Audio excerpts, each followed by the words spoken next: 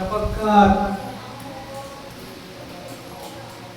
napakalaki ng kapahamakang nagaganap ngayon sa buong daigdig.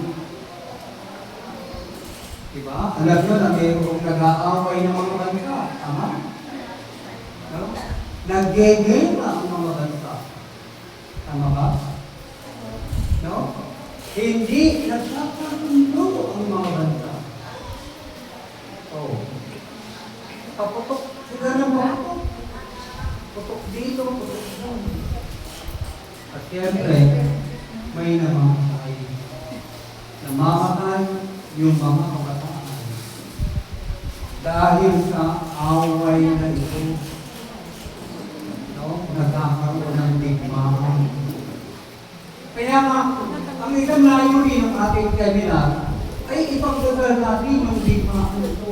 Itong gero, ito na nagkakaroon. Sabi ko sa inyo eh. Kasama natin kayong magkakaroon. Okay ba yun?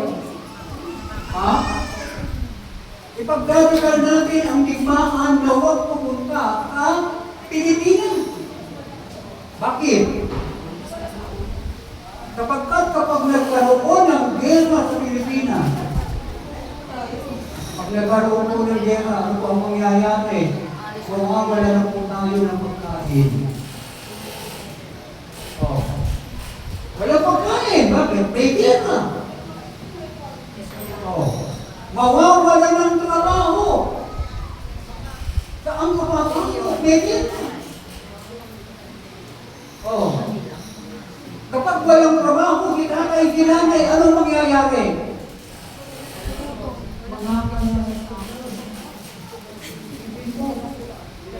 Di ba? Bakit? Walang trabaho, walang kita, walang kain. Amen? Oh, yun ang mangyayari. Oh, ano pa mangyayari? Walang, ano? Mawawala na ang inyong, mga pangarap.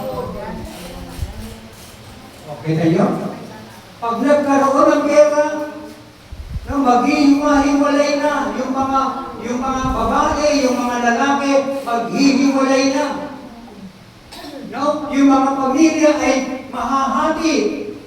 Yung iba lalaban sa gera, yung iba iiwas sa gera. So, mawawala na po tayo ng pangarap. No? 20 taon, 50 taon, 100 taon. Hindi na po tayo mangangarap. O bakit? Kapag pipirain ng gera yung ating mga bahay. Yung bahay ninyo, bawas namin yan. Oh. At kapag nawasan ang bahay nyo, paano na? Wala ka ng bahay, wala ka ng pagkain, wala ka ng trabaho, wala ka ng negosyo, wala ka ng kinabukasan. Pagbalik tayo doon sa lumang panahon, wala na rin cellphone. Wala nang Facebook. Gusto mo ba yun? Wala Facebook? Hindi pwede na. Eh ba? Hindi pwede. Kailangan mayroong Facebook. Kailangan mayroong YouTube. Amen? Oh. Sa oras na magkagera, wala na yan. At ano ang ginagawa na? Ano ang gagawin ng mga kabataan? Takbo rito, takbo roon. Oh. Sapagkat anumang oras pwede magkaroon ng usukan. Kaya ako'y nagpapasalamat. Ito sa mga bilang natin. Kailangan natin ang inyong mga kapatalangin. Lalo na dito sa ating mga kandidates. Yung ganitong mga bata. Bakit? Yung mga puso ng mga kabataan ay malinis. Yung puso ninyo ay malinis. Kaya kayo pinadala ng Panginoon. Oh. No? Kaya kailangan yung mga kabataan natin, kailangan kayo ay sama-samang magsama-sama. magrorosaryo at ipapanalangin ang digmaan, ang gera. Nakuha ninyo? Tama ba yun? Gusto niyo bang may gera? Ha? Ayaw natin ang gera. Amen? Amen ba? Amen ba? Mahal niyo ba ang Panginoon? Ang sagot, Amen. Mahal niyo ba ang Panginoon? Mahal mo kayo ng Panginoon? Yan ang sagot. Amen. Ibig sabihin, oo, mahal tayo ng Panginoon. Kaya napakahalaga po na pagdalo natin sa seminar na ito. Pangalawa, ng layunin ng ating seminar. Ano pa ang layunin? Yung global warming. Alam niyo po ba yung global warming? Tinuturo kay Kuya. Global warming. Hindi nyo alam ang global warming? Sa sobrang init, ang daigdig ay init ng init. Ano ang mangyayari? Ang daigdig ay matusunog. Marami na pong bansa ngayon na wala ng tubig. Nakuha niyo po? Meron pong mga bansa ngayon na sila po ay wala ng tubig. Ilang tao? 100 million na tao. Okay kayo po. Wala silang tubig. Paano na yung mga tao na wala ng tubig? Malaking problema. Gusto ba natin mawalan tayo ng tubig? Wala kang maiinom, wala kang ipanluluto, wala kang ipanlalaba, wala kang ipanliligo. Bakit? Walang tubig. Natuyo ang tubig. Natuyo ang ilog. Natuyo ang dagat. Bakit natuyo? Dahil sa climate change. Dahil sa sobrang init, matutuyo ka. Nakuha nito. Sobrang init. Ikaw ba, dinanas mo na po yung kanina? Ano ginagawa ko pag naiinitan ka? Electric fan. Diba? Ano ba ginagawa mo? O kaya, nagkakaymay. Tama ba? Oo. Pero kapag tumindi ng tumindi at init, ano po ang mangyayari? Tutulo ang dugo mo sa iyo. Ikaw ay mabakalipin mo. Magpuputukan po ang ating mga ugat at mga init. Yan po ang mangyayari. Kaya, isa yan sa dahilan. Bakit po tayo ngayon narito? Kasi pagdadasal natin ang global warming. Sabi nyo nga, global warming. Global warming. Digmaan. Digmaan. Yan ang ipagdadasal natin. Ang layunin ng seminar na ito, kayo po ay makaranas ng kapangyarihan. Meron na ba kayo kapangyarihan? Power. Sabi nyo nga, power. Ibang power ang alam nyo. Anong power ang alam nyo? Hilig. Diba? Yan ang alam ng tao. Pero dito, tunay na kapangyarihan ang ibibigay sa inyo. Lotulog niya ako yan. Alimino mo. Tingalen mo. Naiintindihan po ba yung sinakabi? Naiintindihan mo ba? Hindi. Yung mali-mali? Kung kaya't kayong lahat, Alamino mo? bakit kayo ay pinadala ng Diyos? Latina mo? Sa mga pagkakataon ito, Okay, kanino? Yung iba kong salita, iba'y nagpapaliwanag. Yan ang kapangyarihan ng dila na ibibigay sa inyo ng Panginoon. Yung dila mo ay makakaroon ng makapangyarihan, magsasalita ka ng ibang wika. Dito, bibigyan kayo niyan. Luto namin yan. Dahil Aleme, sa panahon, Lemalea, kung pahintulugan ng Diyos, Ialemo, ang mga salot Lemalea, sa inyong lugar, Alemi, kayo'y iinihanda niya Lema, sa mga kapangyarihan Limale, at pinagkalooban na, Ialemo, upang ito ang gamitin ninyo Lema, sa pagtapoy Lemale, sa lahat ng iyo. Lemale, Kaya't aking mga anak, Lemalema, sa mga oras na ito, Tuyame, inyong pasalamatan, Diyos, Alema, na tunay na nag-aalaga at umiibig sa iyo. Alemino Mea, Dahil kailanman, Alewa, ayaw niya nilisahan Alemale, sa kanyang mga likha Alemino, ay mapahamak. Wait. Ngayon lang kayo makarinig ng ganyan. Ibang salita. Brother, ano kung natin yung salita yan? Ang tawag sa salita niya ay salita ng Holy Spirit. Ulitin nyo nga, salita ng Holy Spirit. Ulit. No? Yung salita niya ay galing sa langit. Oh. Dito ang lupa. Doon ang langit. Yung salitang iba't ibang wika na yan ay galing sa langit. Meron na kaming salitang makalangit. Kayo, wala pa. At magagamit nyo ang mga salitang yan para mapalayat ninyo. No? Yung masamang nangyayari sa inyong paligid. Gusto niyo ba yun? Ha? Para mapalayat ninyo yung mga kahirapan. Yung mga sakit. Mapalayat ninyo. Oh. Napakahirap para sa akin. Amen ba?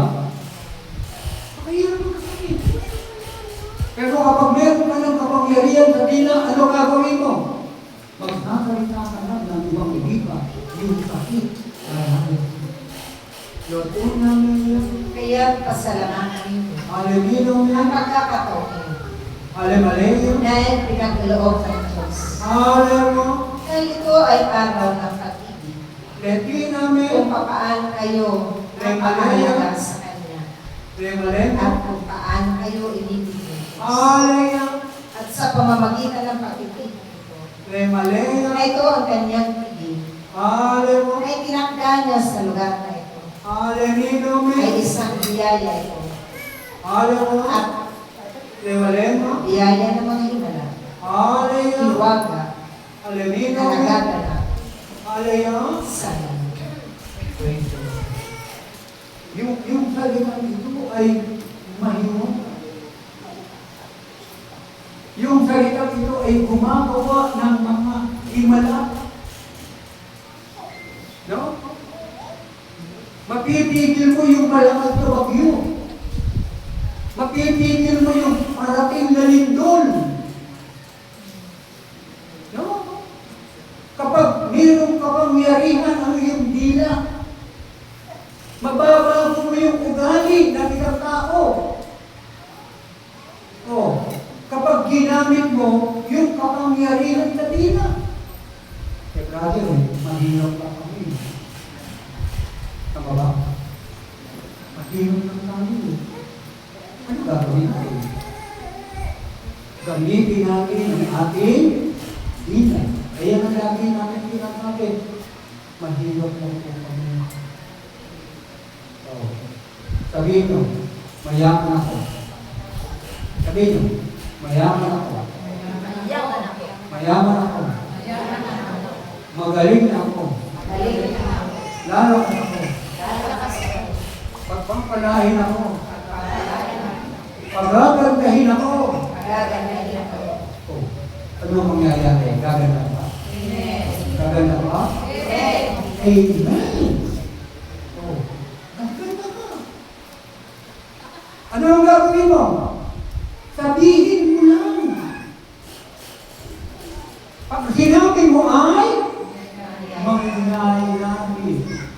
sabihin mo lang. Di ba? Kung wala kayong sapatos, ano gagawin mo? Sasabihin mo lang, nanay, hindi kong sapatos. Nanay, ibigin mo ako ng sapatos. Magkakaroon ba? Di ba? Meron. Kasi ginagawa mo. Nanay, pengin ba ako? Ibigyan ba? Kasi sinabi mo, pag sinabi mo ay mangyayari. Sabihin mo lang.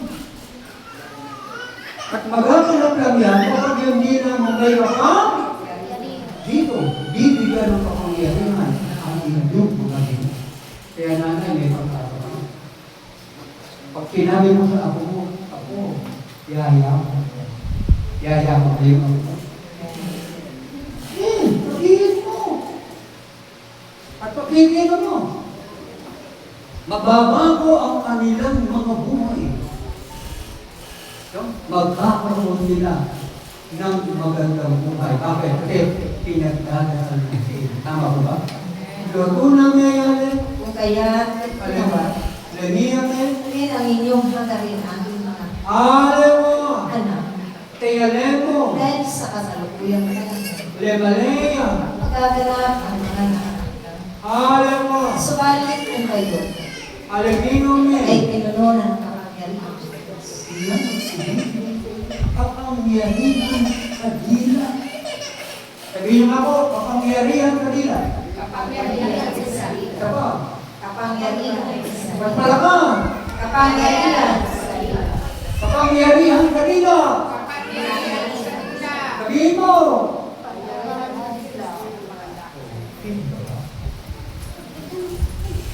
Sabihin mo, kapangyarihan sa dila.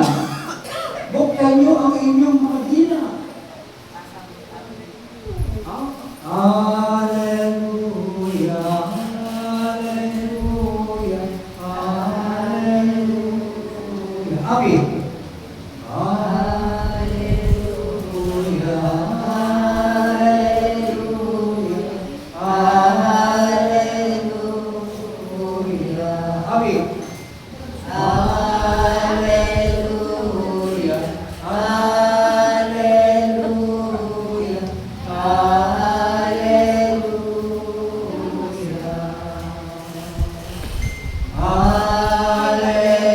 Hallelujah, hallelujah, hallelujah.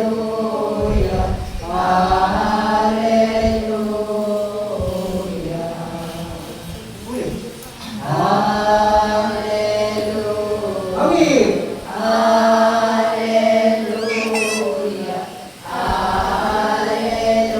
Hallelujah. Kapag meron ka ng kapangyarihan sa na, ikaw ay magiging matalino. Oh. Gusto mo bang maging matalino? Ito mo. Ikaw, gusto mo bang maging maganda? Yung kagandahan maging malaatit ang kagandahan mo. Amen ba? Oh. Yan ay ibibigay ng Panginoon. Amen? Oh. Kaya nyo po ito, kung babae ito, napakaganda. Ito yun. Oh, pang Miss Universe. Oh. Ganun po yan. Kaya nga, ano po ang ating dapat gawin? Tapusin ninyo. Hindi na lang. Paliwanag ba? Yan, nire-ready mo yung kakahila po kayo. Mamaya po, nakahanda na po yung mga lipsin mo. Nagpalito na po, si Sister Mina. Napagkain na yun. Kapunin na. Maliwanag ba? Tatapukin ba natin yung seminar? Amen. Tatapukin ba natin? Amen. Tatapukin ba natin? Amen. Amen. Maliwanag po. No? So, pagsigapan po ninyo kasi itong seminar na ito, kayo po ay bibigyan ng kapangyarihan sa Diyos. Alam pa po na malakas sa